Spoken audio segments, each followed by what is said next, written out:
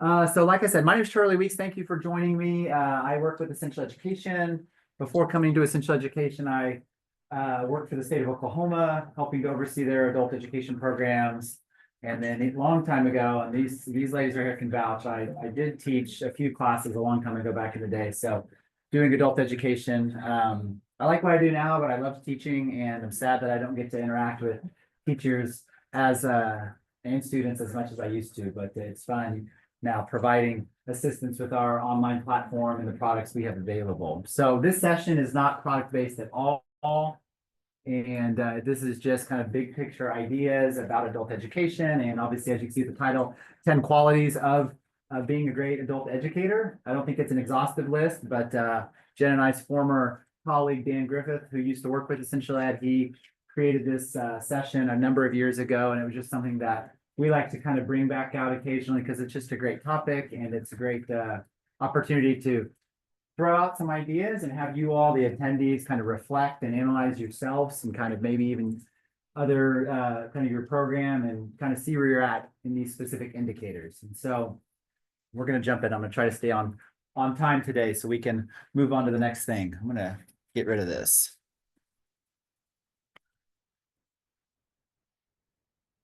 So this session, we're going to be reflecting. I'm going to share some ideas, and I want you to be reflecting as we go. So why does it make sense to do that? Why should we kind of add in that self-reflective piece? Well, yeah, getting feedback is going to be effective, right? If you're able to see something, reflect, and say, huh, okay, that's not really a quality I do that often. That's not really a quality I exhibit, or I can see I need to do that more. It's going to help you. It's going to be effective. It's going to create motivation. And then it might even outline points for improvement. And so that's where we're at today. If you're taking notes, I see a number of people with pads and computers. If you have your phone, you have a notes app. What I would recommend doing is, as we go through the 10 different qualities, I would just type them out, write them out. And then if it's something that you feel like you're responding to or need to be thinking about more, obviously you can make some notes. At the very end, we're going to have a moment where we can all reflect. And then you can look back through that list. You can do some sort of self-rating scale if you really want to. If I was super prepared, I would have given you something that you could have like circled kind of where you would fall with each of these qualities. But since everyone has either a device or a notepad or something, I would just write down the qualities as we go. And you can underline it if it's something when we at the end, if you want to go back and think about it a little bit more specifically of, okay, here's my action point. I want to work on this quality or that quality. So before we jump in, I'd love to just get you all's kind of take. Well, what do you think? I know some people were in here before when I was prepping, so maybe you saw some of the qualities. What do you think makes a great adult educator? What are some of those skills, those qualities that you would assume, whether you've seen in a colleague that you feel like you embody? Just throw out some words to me. Patience. Flexibility. Patience. Okay, those are good. Sorry. Empathetic. Okay, you must have been checking out my listening. Yeah, great. Understanding. Okay. Curious. Open and curious. I like that. Motivator. Yeah, those are good.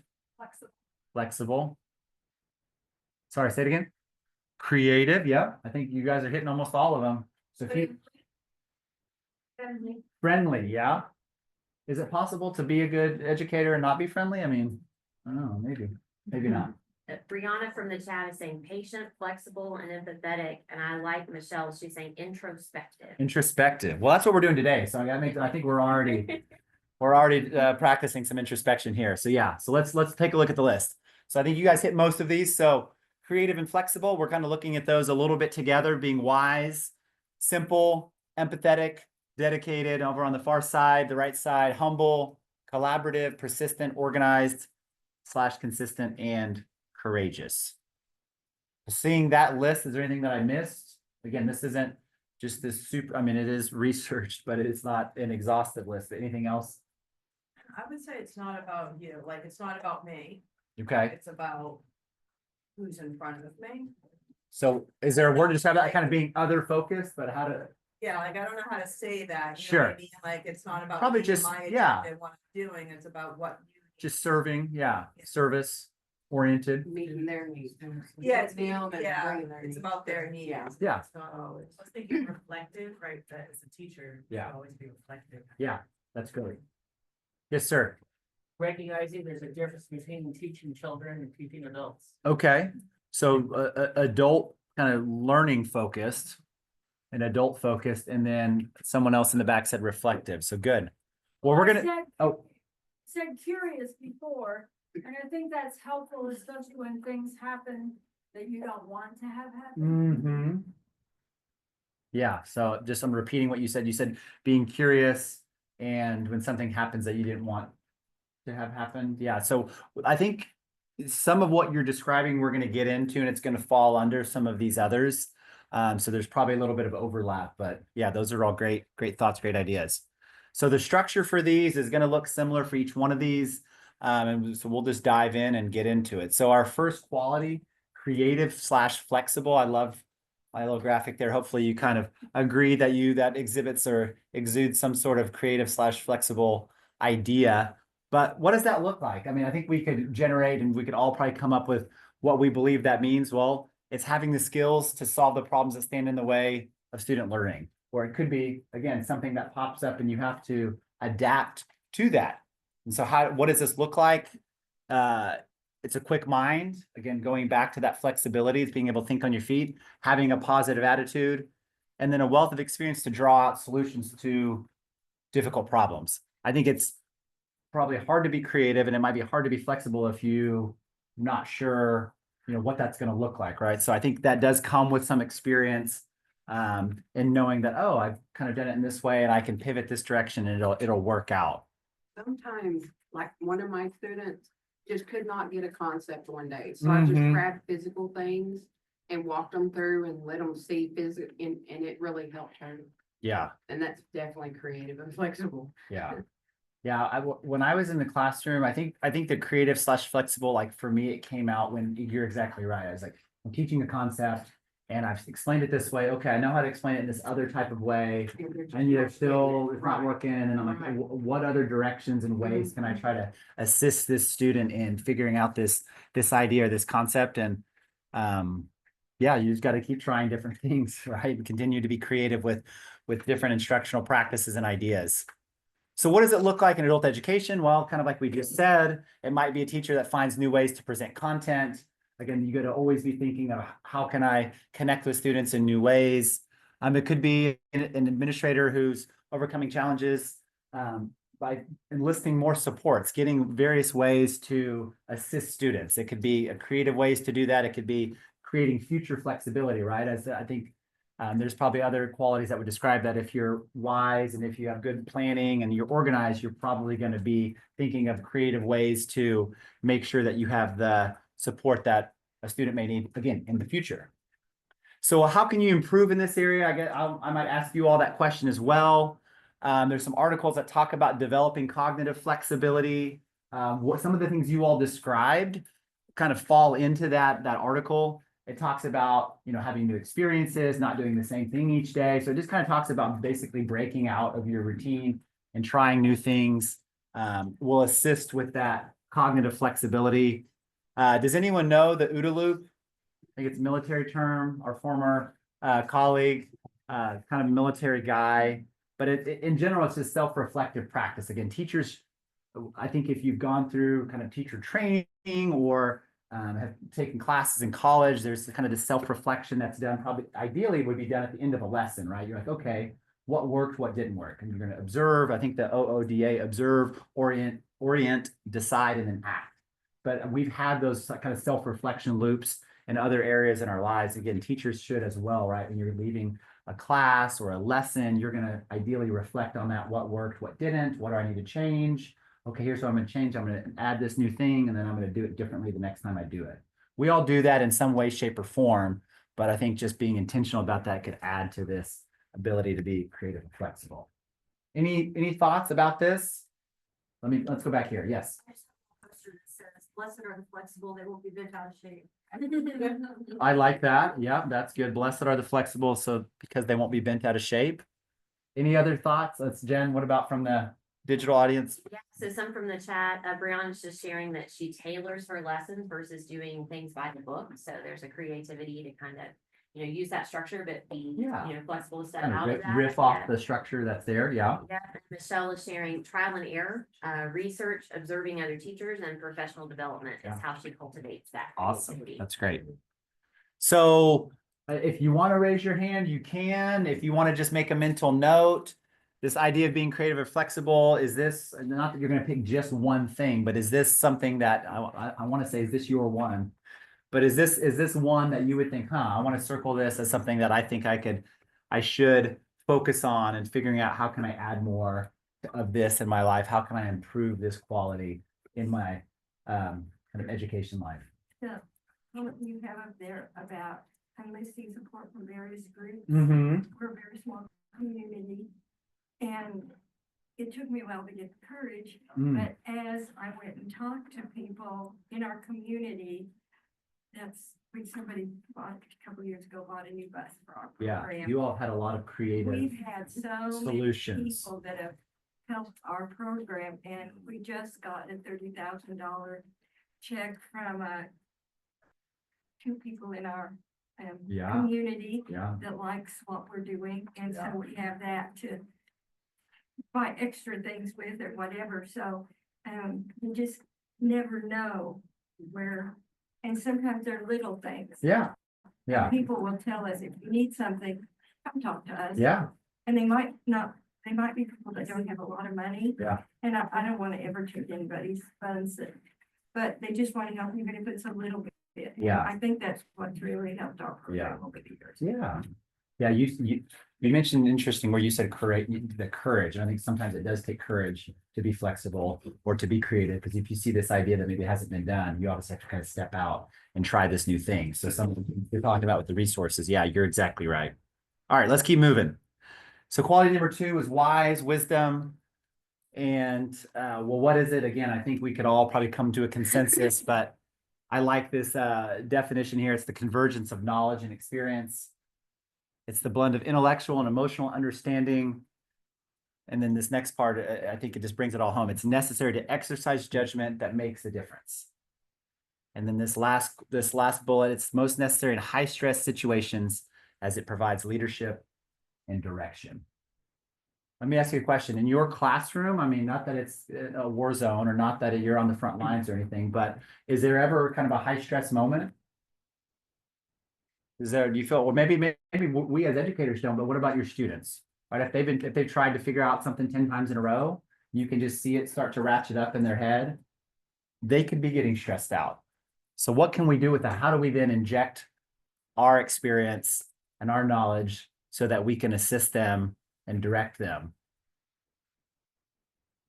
So what does it look like? Again, I might ask you some other ways you've seen this exhibited, but here are a couple of things. It might be not giving the students an easy way out, right? We know that with our wisdom, with our experience, if we continue to give students an easy way out, then it's going to set them up for some sort of future failure. It might be an administrator who develops key relationships to avoid a funding pitfall. Again, kind of going back to how do we connect with the right people and kind of stay on that. Where else? How else could you see wisdom being exhibited either in your program or in a classroom? Sharing experiences that you've had in the past that they can relate to. Yeah. Okay. Sharing experiences that students can relate to. Yeah, exactly right.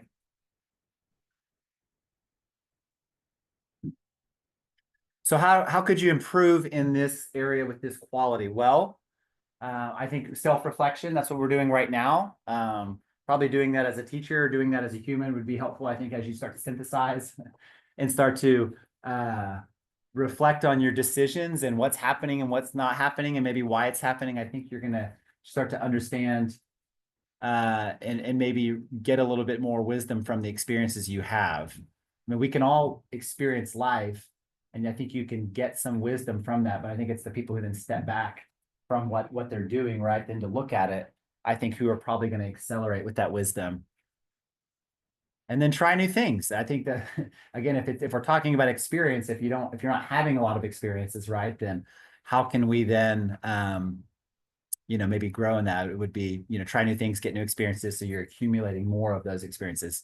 I know when I first started out as an ESL teacher, I'm interacting with people from lots of different cultures, right? Lots of different places. So I'm somewhat of a naturally curious person, but I think for me as a way to connect with my students and understand, I was trying their food. I'm trying to, say some of their words or practice their language. I'm, trying to kind of see. I remember I would, go to the grocery store and try to see kind of when they were shopping, like not with them, but just kind of mimic that experience. And so for me, I was trying to put myself in their shoes and have different experiences so I could try to understand them a little bit better. Again, ultimately to connect with them, but then to, to be able to, teach them better.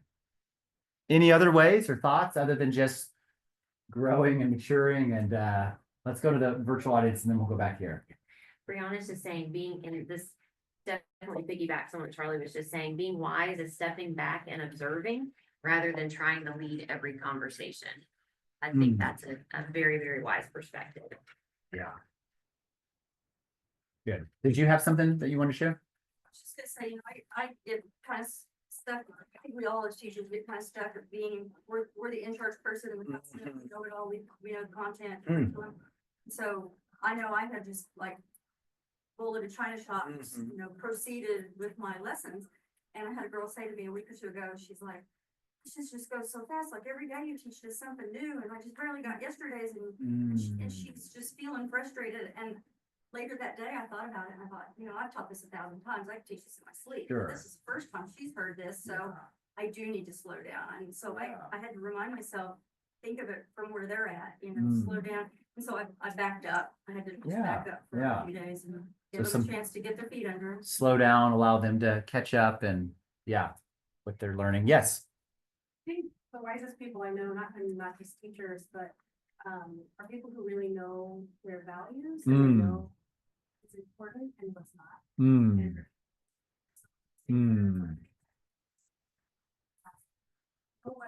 I am here, I know what matters and what doesn't, and to just kind of make decisions based on those values. Yeah. So knowing your values, making decisions based on those values. Yeah.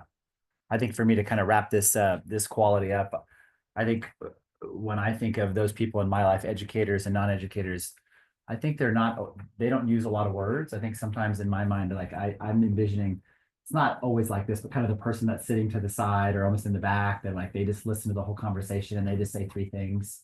And everybody's like, yeah, that's exactly what we should have done. Or, oh yeah, why didn't you say that at the beginning? But it's almost just letting everybody kind of spin their wheels for a while and figure it out. And they're able just to kind of wait and then synthesize and share. And so, I mean, thinking of what you were saying, thinking of about us as educators, maybe it is allowing the students to have more an opportunity to be a part of the lessons, to interact a little bit more. Maybe we as teachers take a little bit more of a step back and allow them to try things out, to spin their wheels, so to speak. And then at the end, we're able to kind of come in with a few kind of specific pointers to then direct them. Yeah. I think something like experience, like our students go with that experience more than just like knowledge. And like most of them are adults. Most of them are older than I am in the classroom. If I just sit there and I say wisdom, they're like, but like if we relate their life experiences to what you're gonna see on the test, respect that and want to know that much more. Yeah, you're exactly right. That's great. Michelle online was sharing something similar, saying that she works primarily with second language learners and that she tells them and shares with them her experiences of learning a second language. And so sharing that wisdom by experience. Yeah, that's good. But I think, I don't, again, we're continuing with this, but I don't think we have to be anything that we're not either, right? It's like I started out in adult education pretty young. And so a lot of the students that were in my classes were older than me. And so if I came in and say, hey, everybody, I'm wise, I'm going to tell you about all this stuff. First off, that wouldn't really connect, but I didn't have as much life experience as they did. So here, how can I necessarily assist them in certain struggles or things? But I think that's where, again, maybe it is that idea of stepping to the side and realizing that I don't know everything. I'm going to allow these students who seem to connect with one another and have all these experiences, maybe to assist each other or to share and let somebody else share their knowledge, their experience on this instructional topic or this life topic or whatever it is. Yeah. To kind of piggyback on that, the students see us as authorities on English. I mean, yes, Yeah. so they see me as an authority on English but they have so much experience and wisdom of their own, which is very different than Yeah.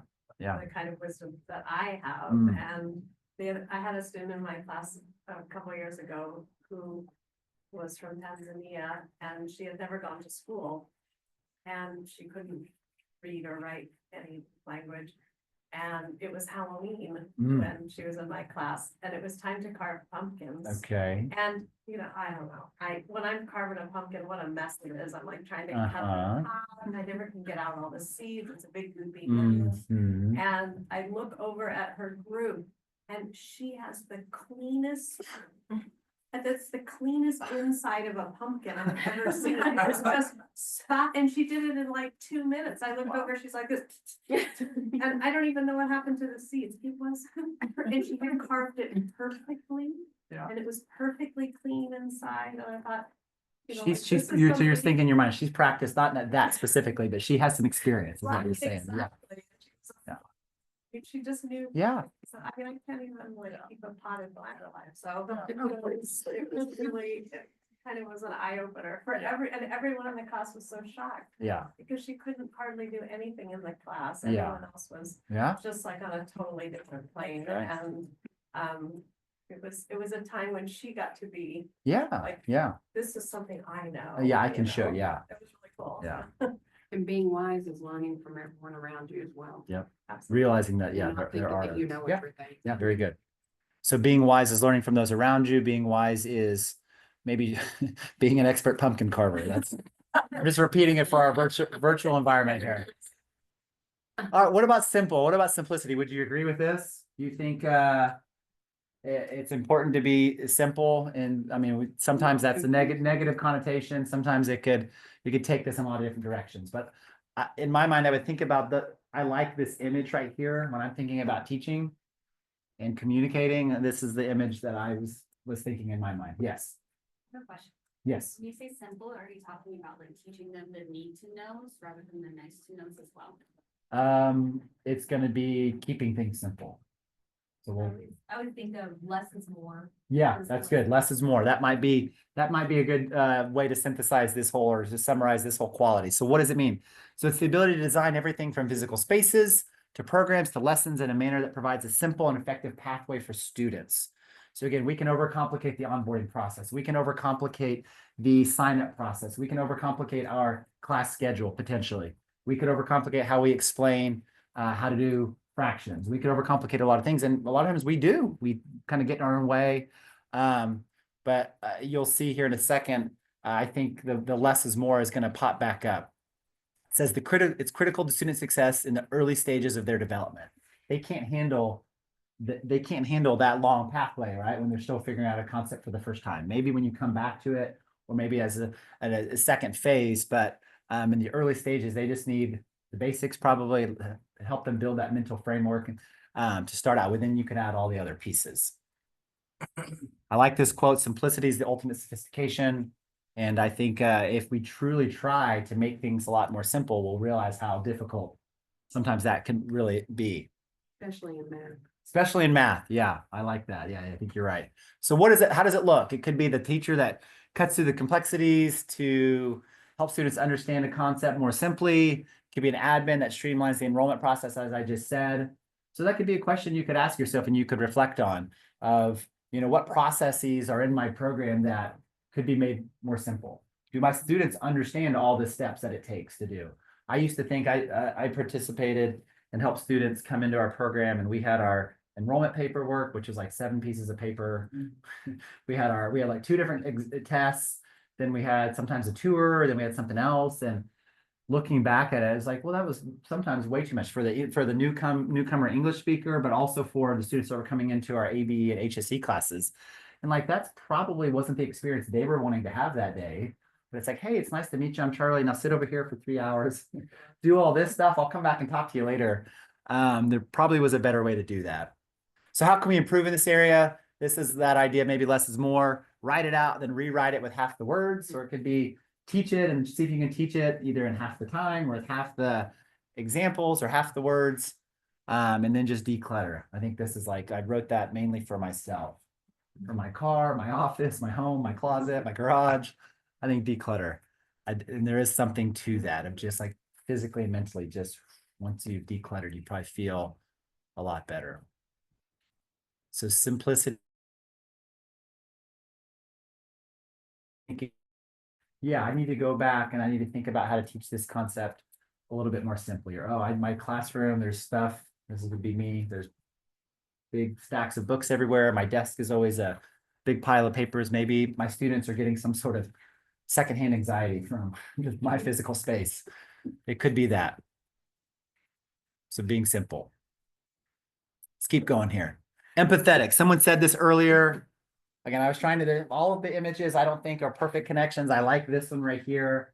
I think this is, for me personally, empathy is really important to me. Connecting with others is really important to me. And so for me, this would probably be one of the ones that I would rank higher, so to speak, as in terms of importance. Not that there's an important factor, but empathy, I think, is huge because I think our students want to connect with us, want to realize that we care about them. It's kind of like, well, how do you do that? How do you show that? So it's being able to put yourself in other people's shoes. It's you're able to truly understand their situation and feelings. A student won't care how much you know until they know how much you care. My colleague Jen likes to say this a lot. I think I heard this for the first time when I was in college, but I think it's true. I think students are potentially going to be spending a lot of time with us. I don't know. Does anyone teach classes that go on longer than 2 hours? Some of us, yeah. Some of our classes, when I first started, it was like, how am I going to spend 3 hours with these students? What am I going to do for 3 full hours? But that's a lot of time. If you're doing that 3-4 days a week, you might be spending 12 hours with these people. So they're probably going to want to know, like, does the teacher care about me? Does the teacher like me? You probably don't want to spend 12 hours with someone that you don't like or you don't think likes you. And so I think it's important to figure out how can we exude that? How can we show that? So what does it look like? It might be the teacher who, I like this word in the kind of parentheses there, unrushed, sits down and really listens to their students. I have a bad habit of that. Sometimes I kind of will get distracted, but that idea of they're unrushed and they're kind of giving their full attention to a student. Might be the administrator that visits the homes of their students or teachers to see how they can help. I think it's, again, just maybe going out of your way. It could be a big gesture, but I think I like that first example there because it's really small. It just shows some intentionality. Hey, you're important. You matter right now. Are there any other thoughts or ways you think you show empathy in your class or classes? Yes, sir. Because yeah, this was your one. Yeah, I would just add to listen, like, without interruption. I think it can be really tempting. For me, most of my students are working on their own summarizing skills, and their own communication skills, and so they'll sort of talk in circles. And by the third time they're saying sort of the same thing, you really just kind of want to, like, I get it, but I think that like can really undercut confidence. So Sure. let them cook, I think. Yeah. That should have been this quality number 4, let them cook. As my son likes to say. Yeah, no, listen hard. I like that. I try to figure out how can I show that I'm paying attention, right? There's the head nod, there's different things we do culturally, but yes, sometimes it is kind of saying that summarizing word for someone to let them know you're listening. But yeah. And again, cultivate curiosity. If you have students who are poor or in poverty and you've never been poor, like how can you understand their thoughts or feelings? It's like, well, you can't, right? But you can cultivate curiosity. You can ask questions. You can try to understand. And well, tell me about that. I think it's just trying to understand more and better. And then finally talk to strangers. Again, that would be a way that you could get more of those experiences, get more of that understanding, and then try to, again, see how that would feel, try to understand how that has impacted someone. Because it's not just saying, oh, I grew up and my entire family lived in one room. Well, that's a statement. And you could kind of logistically think, okay, I'm envisioning lots of people sleeping on the floor, or I'm envisioning people like on bunk beds, whatever that might look like. But then you could go a step further and say, well, what did that mean? Like, did you have a hard time sleeping because the next person next to you snored, or did you have to step over 4 people to go to the bathroom? I mean, there's probably, yeah, what did you sleep on? Yeah, so I think you could, again, continue to take it farther, maybe in a polite way, just to kind of understand that more, because it's not just we all slept in the same room. There's probably things that impacted, right? Not besides just the physical space. Students in the chat, or excuse me, educators in the chat talking about, in order to cultivate that and ask those questions, it's creating a culture where they feel safe, in which we talk about Yeah. all the time. So creating a culture where it feels safe, because again, if going back to the one before, or I guess it's really this one, like if the student thinks that you don't like them or you haven't connected with them, but then you're asking them all these personal questions, trying to get to know them, there's probably still going to be a wall that's up, right? So it's how do we get the wall down? How do we create a safe place where either they can share with you or share with each other or share with the whole class, where they can talk about these things, and then everyone can learn, everyone can kind of grow. So yeah. And I have many students who they always seem to be apologizing for something. They always feel bad that they haven't, whatever. And sometimes it's health, Yeah. health of the carrying up, the carrying down, the carrying of Sure, themselves. sure. And just that understanding of you and your health is most important. Sure. Yeah. Or, I couldn't come to class because I was sick.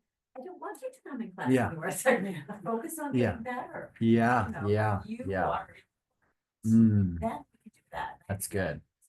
Yeah, yeah. So one of the attendees was talking about students apologizing, mainly when they're sick, and just the teacher kind of reiterating that, hey, it's your health, other people's health is more important in that moment. So, yeah. I realized that when I listen, often I have my to-do list in the back of my mind, playing or getting ready for the next class, or so that listen hard to me means actively focusing on exactly what the person's saying and not thinking about anything else. Yeah. Does anyone have any tips for listening? I know there's probably all sorts of seminars and TED Talks. I mean, any tips that you all have figured out that work for you so you can really focus on the person that's speaking? You got something there also? If you eat something really spicy or really sour, like a warhead, I always put warheads in my classroom. Is it like, Oh, okay. I used to do that in college. Like, That's interesting. iron, you pop a warhead or you know. Okay. So halfway through my math dissertation, I'm teaching on fractions. Everybody, get your warheads out. Get you back on this thing. I might do that. I might start doing that as a presenter. Yes. I was gonna say, for me, it usually comes after the listening piece, but then I'll ask students, what would you like from me? Like, how do you want me to respond? What support do you need from me? How can I show up for you? Yeah, that's good. So it's listening, and then it's asking, Cultivating curiosity. but it's also cultivating that care as well. Of saying, hey, I understand you. I don't maybe understand everything, but how can I assist you if you want any type of assistance? Yeah. Someone in the chat saying, kind of repeating back what you heard from them. I think that's twofold, because I think what I hear you saying is, and then you're confirming from them, did I read into that, or is that really what you're saying? So I like that suggestion. Yeah. That's good. Great. Awesome. Great comments.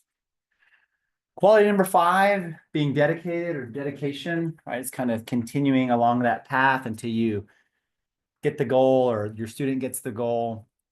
So again, what is it? Well, if you're dedicated, it's knowing the goal, right? It's knowing that there's that orange and red arrow at the end, and then investing high levels of effort to go towards that goal rather than casual exertion. So can you be dedicated if you're casually exerting? Maybe, but I like this, that there's kind of a distinction between casual exertion and then maybe focused effort. I think would maybe be the difference here. This quality shows it's all about personal commitment, which can wax and wane over time. So again, your day-to-day life might change, your the things around you might change, but again, you have that focused goal and you're moving towards that regardless of how you feel or maybe some of your circumstances. So what does it look like? 2 small examples. It could be the teacher that comes in early or stays late. It could be the administrator that pays their own way to a conference. When I saw this, and I was typing this, I kind of had a problem with both of these, because I'm like, well, as educators, do we always just have to do unpaid work and come early and stay late and do all this extra stuff? Or are there other ways that we can show our dedication? So I guess that's where I'm gonna crowdsource it from you all. Are there other ways that you can show that quality of being dedicated, again, whether it's to a student or to your program or to your class, outside of what you see there? This is where I need your help. Yes, Just being present. being present. I think that's a big part of it, when your students know that you're there and that you care no matter what's going on, and they know that you are there to assist them and to provide what they need. I really think just being present Yeah. is a big part. Okay. Yeah, I like that. Kind of being dedicated to showing up in a mentally present state each day. Yeah, that's good. Charlie, some of your 16 and younger, the kids, Mhm. 16, 17-year-olds. That's the most stability they've had, Mm, is just seeing you every day, Mm. because their parents weren't there for them, or, whatever. So it makes a huge difference in a lot of Yeah. their lives. So it might not necessarily being the first in the door, or the last out the door, but it could just be, again, that showing up and being Every day. consistent Every- with all the other things we've already talked about, with that empathy and with all that other stuff, and that could be really helpful. Yes, Jen? Yeah, exactly why you were talking, you were on the same page. Being a consistent pillar of hope Mm, and support no matter what's going on in my life as an educator is what Brianna's sharing. And that's hard because we're dealing with our own stuff too. yeah. Charlie? Yes. I just want to piggyback on what she said about kids, especially the young kids, knowing something's gonna be consistent every day. Mm, Our school district feeds in breakfast and lunch mm, every single day, the ones that come to her day class. mm, That's yeah, the best food they have. yeah. It's there. We've had our same lunch lady for 17 years. Wow. And we have our own little personal lunch lady. She takes care of them like they're her own kids. That's And awesome. even, I guess there's no federal lunch people in here, but you're supposed to have a scoop of this and a scoop. She knows that they're hungry. We're not gonna report it. I won't Y'all don't give report that online. But they make sure, especially the teenage boys that are so hungry, they get a little extra. They're hungry, they will tell her. That's And, awesome. sometimes we think they come just for the food. We hope they. Probably the teenage boys, yeah. But it's something they don't have consistently at home. Yeah. It's breakfast. Okay. And Yeah. they'll have some that are homeless, Mm, and that might be all they get that day. mm, And we have a washer and dryer.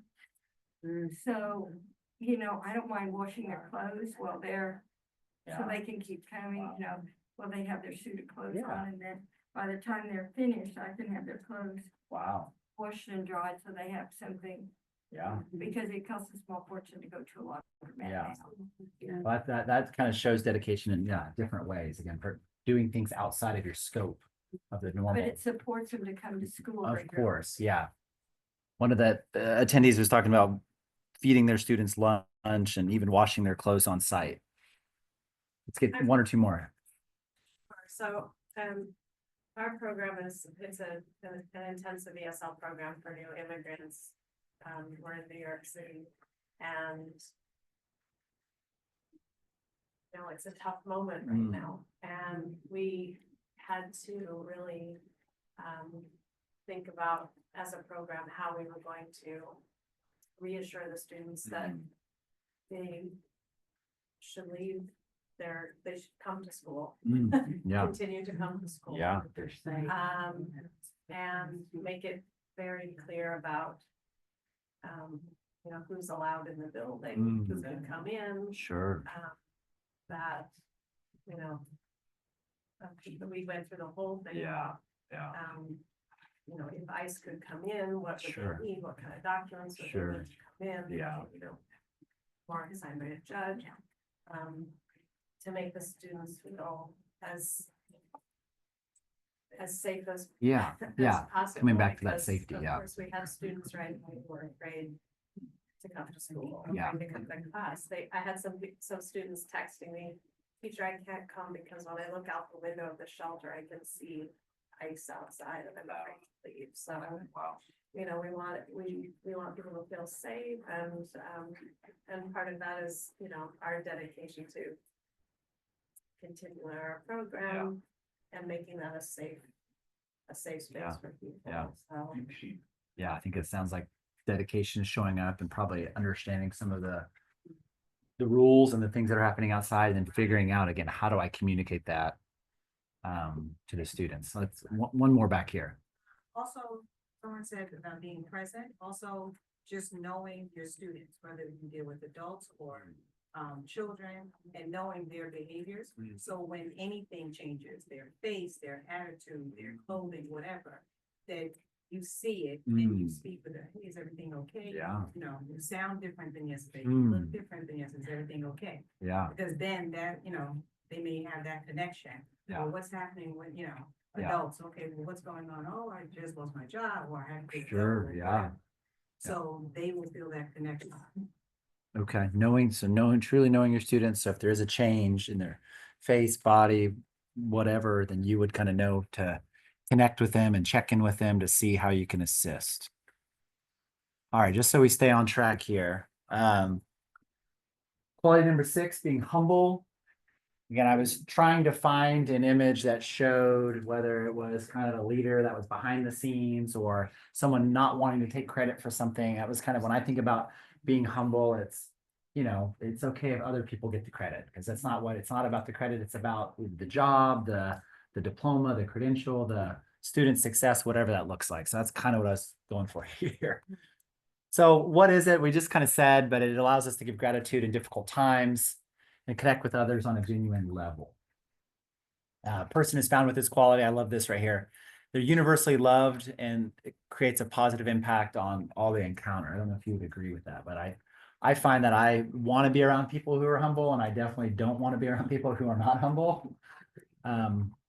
And I think we as educators, if we can figure out how to cultivate that in our classrooms and our students see that, but even with our colleagues as well, right? I think that's probably where it shows up as well is how can we work together to get something done and allow the success to be shared. So what does it look like? It might be the teacher who chooses to give back through adult ed. Maybe they're a retiree, maybe they're not, and they just want to do this. It could be an administrator that jumps in and serves or cleans up alongside their staff. I think people in leadership positions can show kind of servant leaderhood, but I think anybody can, right? It's how do I just show that I'm not above picking up that piece of trash. I'm not above setting up these chairs. Oh, my student is having a hard time bringing all their stuff in. How do I help them bring their stuff into class? I mean, it could look a lot of different ways, but in my mind, I think it is just just service. How do I'm not above anything. I'll come underneath and we'll figure it out. It's not my job. Oh, there you go. Right. Well, yeah, Connie, Miss Connie here is in Idabel, Oklahoma, which is talking about washing her students' clothes. So there might be times that you pull out a shirt that's stinky. You're like, I don't know about this one.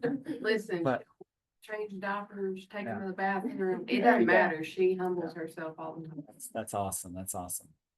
Very good. Yeah. I found that, you know, some students, though it's very kind, Mm. if they've earned a credential or done whatever, and they'll thank me or whatever, you know, I try to, even in those moments, Mm. it's not about me, it's you did, Sure. I Yeah. didn't earn Yeah. that, I didn't pass that. Yeah. Yeah. Bring it back to them. Great Yeah. things. Yeah. Yeah. Yeah. An attendee was just saying that when students kind of thank them once they get a credential, that tries to kind of turn it back and let them know that they obviously were the big part or the big reason for that success. So is there a way to increase this quality, improve it?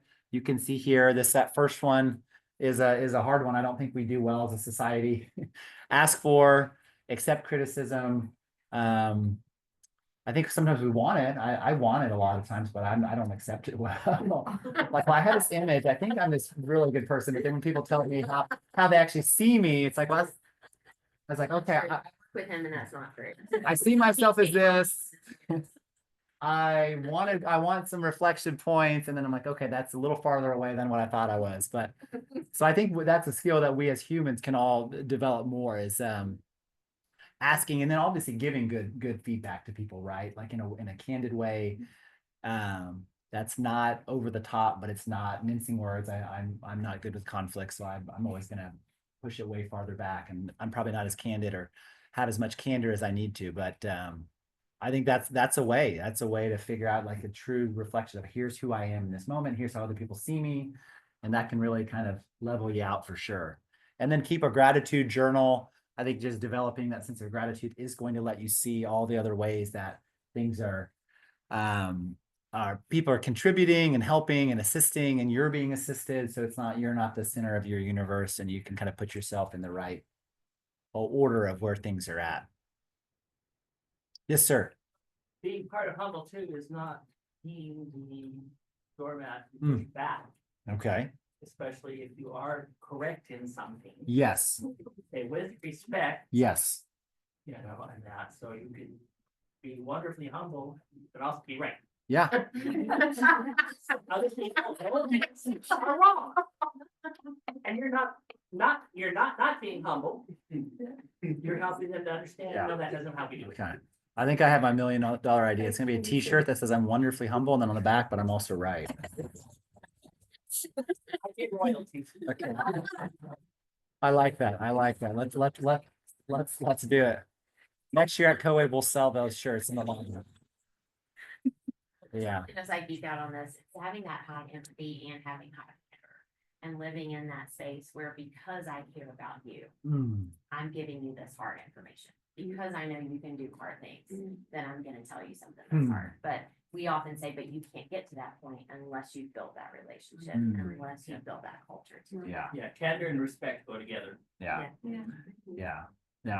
Our former colleague, Dan, we were talking about a situation, and he turned me on to this video of this lady who's all about candor. And she kind of brought it up in a way. She's like, well, if your colleague has a booger hanging out of their nose and you let them walk around all day long because you didn't want to broach the subject, like it kind of shows you really don't care about that person, right? And so it's like it's a hard conversation to make broach something that might be a little delicate or taboo or whatever is the case. But it's like, are you really doing them a favor if you just ignore it and let them continue to kind of go on and look a little silly, for lack of a better word? So And yeah. the opposite of that is then having high candor but no empathy, where I say, everyone look at Charlie, do you see what is happening with his face? And there's some growth in either one of those situations, right? Yeah. So, High candor, no empathy. Yeah.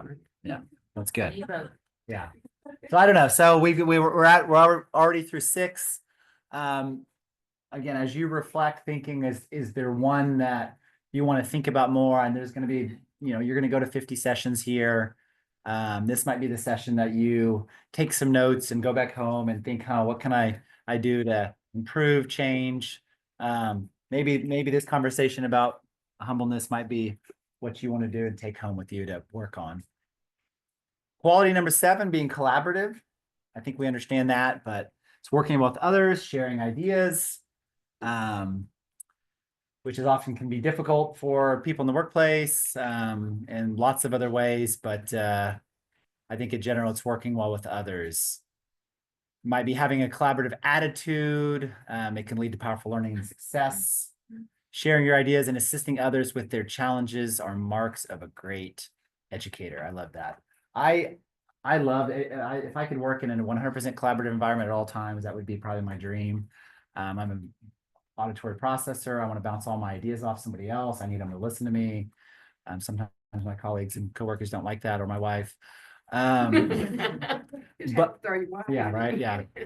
But yeah, so I think as educators, I think that's kind of baked into who we are. I think sometimes we like to share ideas, and some people do that more than others. Sometimes it's, going and visiting someone else's class. It could be, hey, I've got this awesome resource, you should try it out. What could also be, hey, this thing, I tried it and it really didn't work. So if you're thinking about doing this, you might, tread with caution.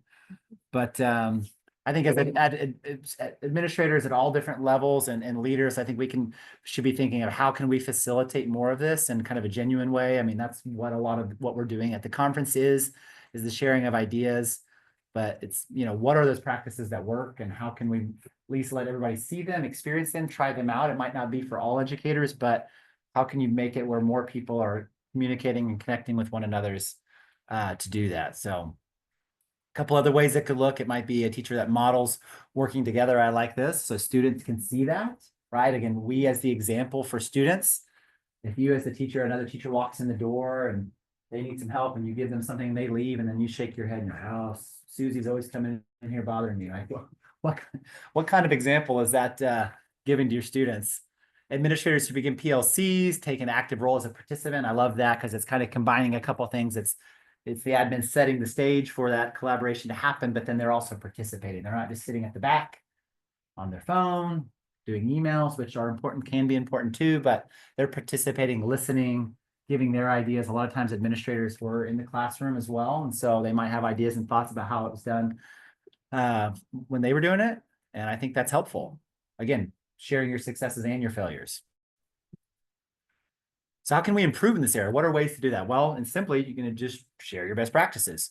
You can offer your help. You can offer your ideas. I like this. Identify the traits of your strongest relationships. So it could be thinking about, well, who do I connect with the most and why is that? And maybe thinking through that and thinking, well, are there other ways that I can connect with other people in that same way? What is it about these relationships that I seem to connect with the most? And then thinking about that with other people. How do I develop that with other people?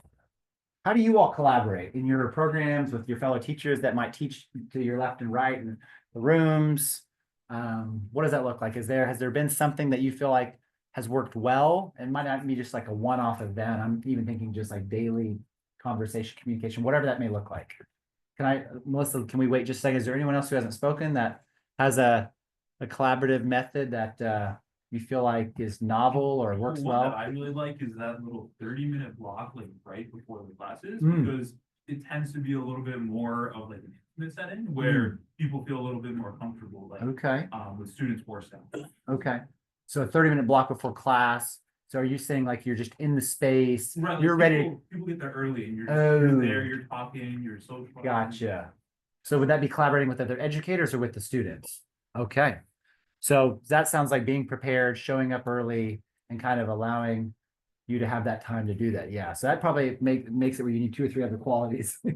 But yeah, I like that. That's great.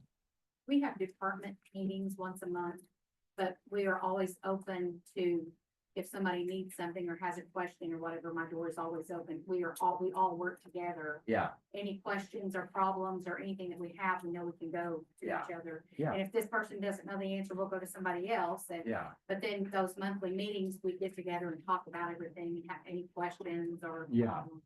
Yeah.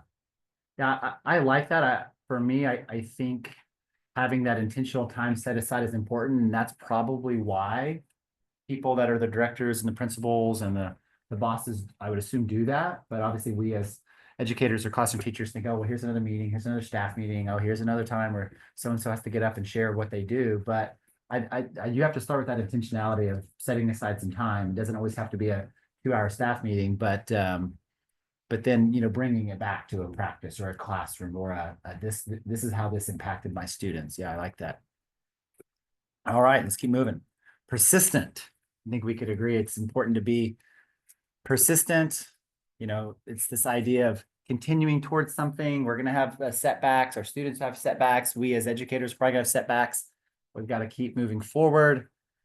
We have to understand that things can't be forced overnight. I think I'm reminded of this often, probably in each new role I take on. I assume things are going to be more simple or happen quicker, and that definitely doesn't happen.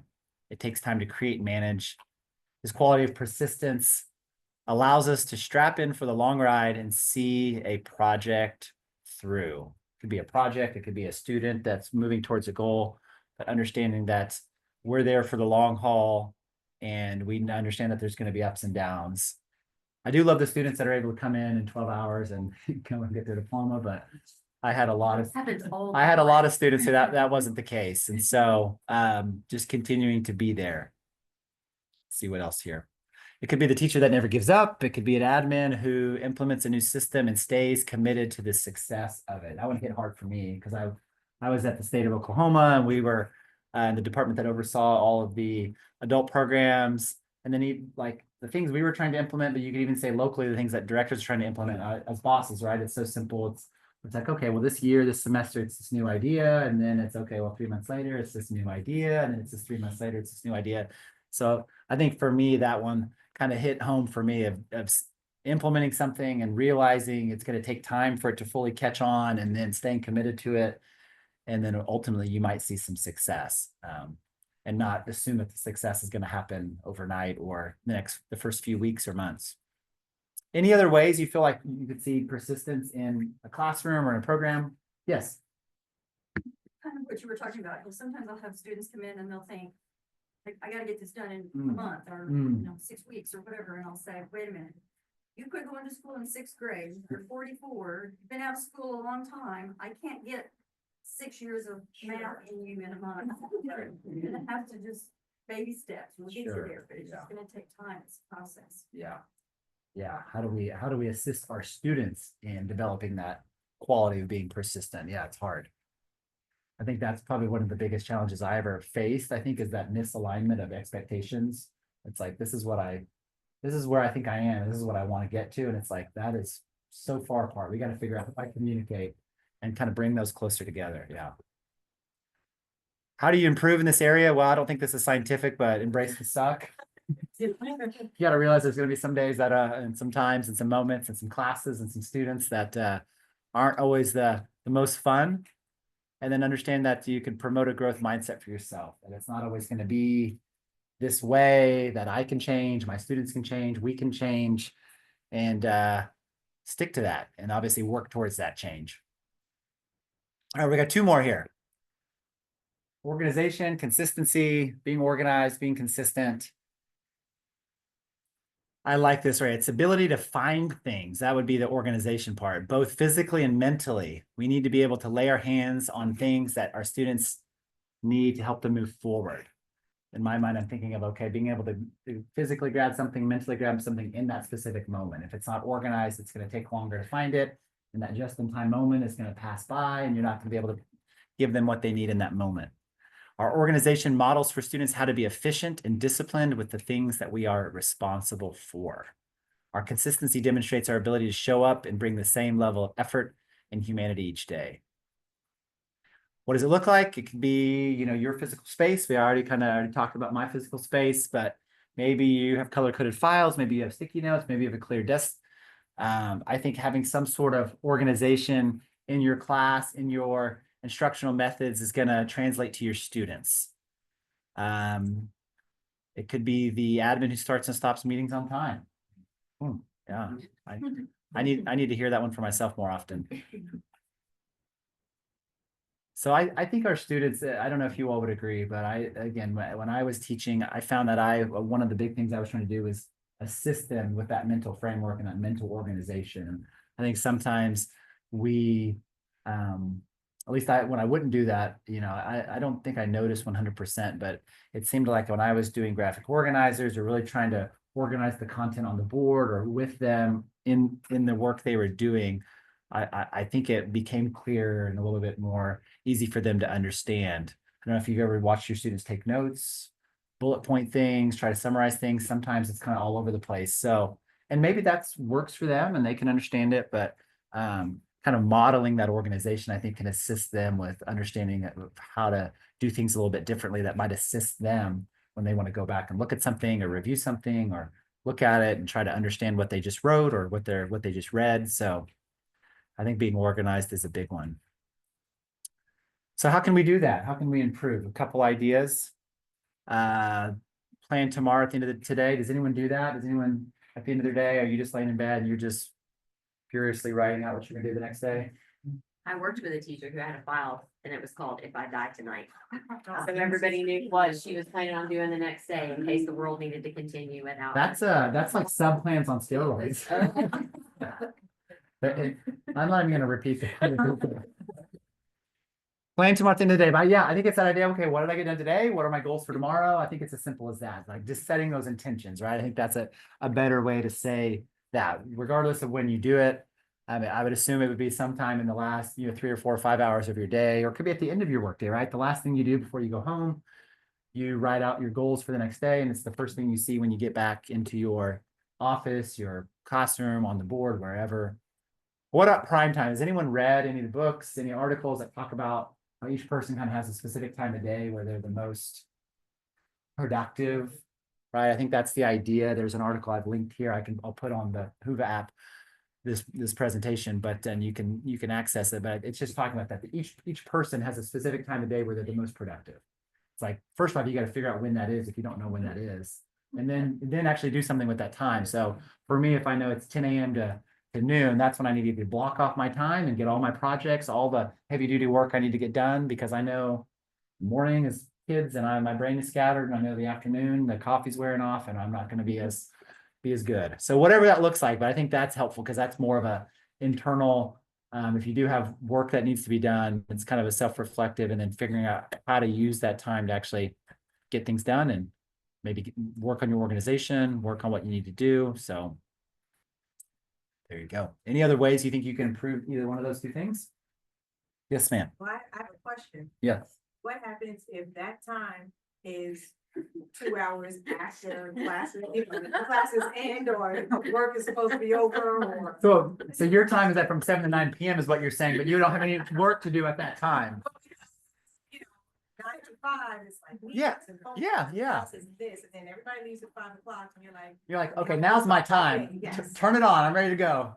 Well, I think that would be where probably the self-reflection. I think that would be where some of the things we talked about, physical space, the planning for the next day, setting the intentions. Because again, I think to be truly on point in that 9 to 5, you're going to have been doing a lot of thinking and planning and prepping and knowing who you want to talk to. And, oh, this student needs to go outside and I need to work with them on this thing. This student I need to do here. So I think it could be just whether it's mentally or making a list or whatever that looks like, just using that time to probably do some of those things so that when you're in the moment, you're probably just a little bit more on autopilot because you've done all the planning beforehand.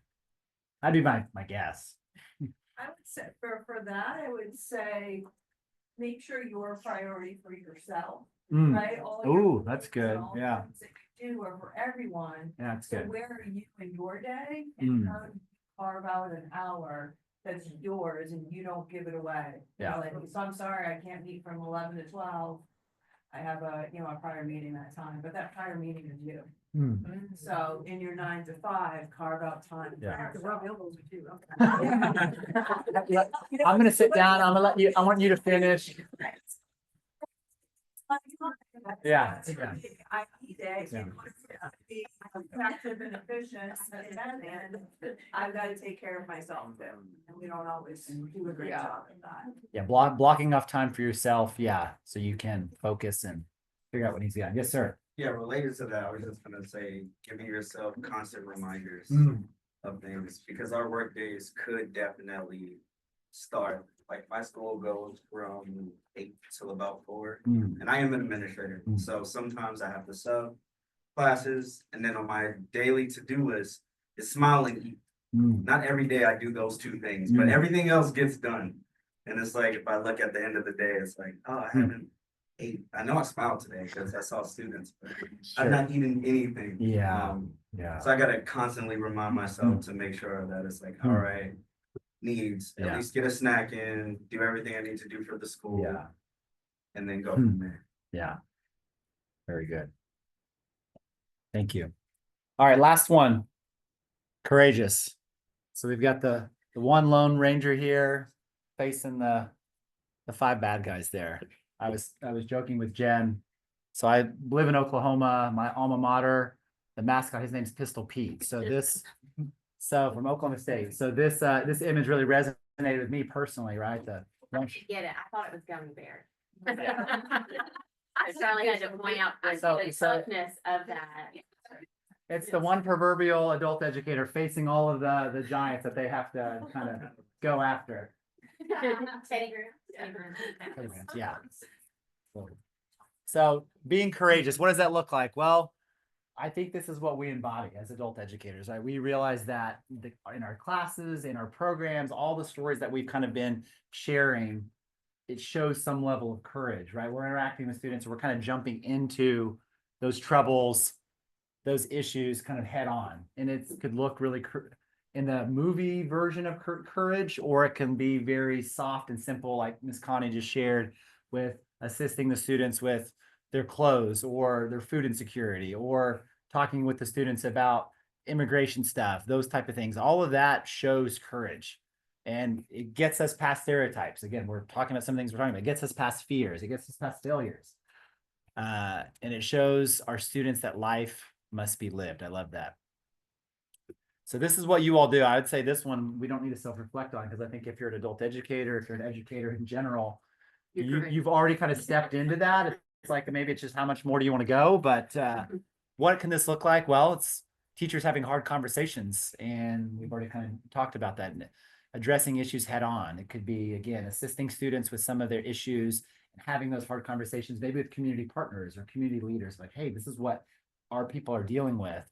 You know, how can you assist here? It could be an admin that stands up and demands budget resources that are necessary for change, that are needed.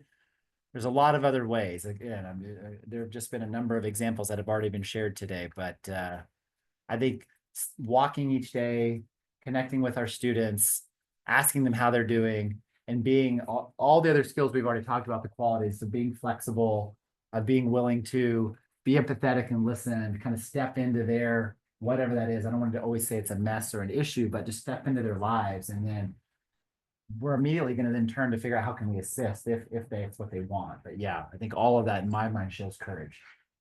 I think it's also Yeah. Because what we kind of do often is fearless. Mm. We don't have the same kind of fear. But they have the fear and they recognize the risk and they come every day. Yeah, you're exactly right. Encouraging that, celebrating that, recognizing that, you're exactly right. So how do we improve in this area? Well, identify your fears. That's what you were just saying a little bit. Figuring out, what are those things that are stopping you from doing that crazy idea that you have that you think is going to be helpful? Maybe is it fear of a response, the fear of a hard conversation, the fear of rejection, the fear of whatever else, and get outside of your comfort zone, right? We kind of just have to figure out how to do that. So developing that could be just deciding, talking to someone, hey, just so you know, next time you see me, ask me about John. And just, that's like, I want you to remind me, keep me accountable to this hard conversation I want to have, or this idea I want to share for us to get the ball moving. But that's how we can become more courageous, if we can get outside of our comfort zone. And if we know where we are afraid of things. And I think in my mind, what I've kind of been practicing the last number of years is talking through that, and then basically saying, hey, I'm going to go do this thing. This is what's inhibiting me in my professional life, in my personal life. And next time I see you, my goal is to be able to tell you how I changed that and how I overcame that or stepped into that. So I think that's helpful. So that's where if we can be collaborative with our colleagues, if we can have safe space, then we can share those things a little bit more and continue to build that quality of being courageous. So if you are taking notes, I'm going to give you 1 minute. I'm going to see what kind of time I have left. Oh, I've got 2 minutes left.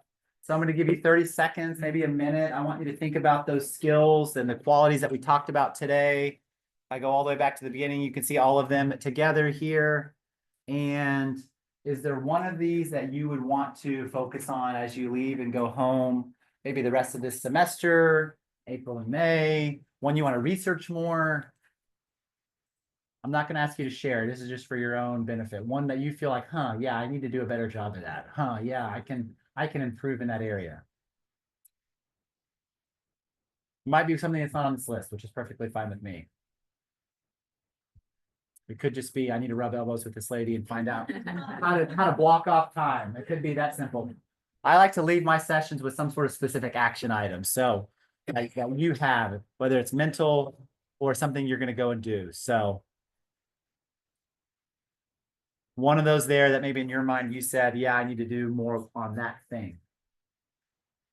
Someone in the chat saying they need to work on Consistency. Did they write that 4 times in a row? They did not. Well, at least not that I can read. So we talked about 10 qualities. Again, there are others. There were a lot of overlap, I would say, between the qualities that we discussed and other things that were discussed. As we kind of wrap up, our company, one of the things I love about our company is that we're always trying to kind of assist kind of the industry. I don't think we necessarily always see ourselves, quote unquote, as a thought leader, but we want to provide resources and reflection points and things that worth seeing and thinking about. So this guy that Jen didn't hear wrote with the help of, you know, a number of educators, just came out, obviously at our booth. If you walk by our booth, you've seen that or you've gotten one, but we have it available digitally. It's called Overcoming Adult Learning Challenges. We identify 4 main areas. Jen, those 4 are literacy, trauma, learning differences, and I don't remember the last one. Basic skill development. Basic skill development. So that's what all this is about, in conjunction with a lot of local adult educators. If you're interested, come by the booth. If you haven't already got one, you can get one. But other than that, we talked about a lot of things today. I think we understand that we have hard jobs. Our students struggle and have a lot of things they need help with. Not always from us. We need to help empower them to figure out those things on their own. But I think we have to commit to figuring out how to grow and reflect and be better. I think by doing that, we'll improve, and our classes will improve and our students will improve. So that's where we're at today. I appreciate your time, and I appreciate the attention and all the ideas. Thank you so much.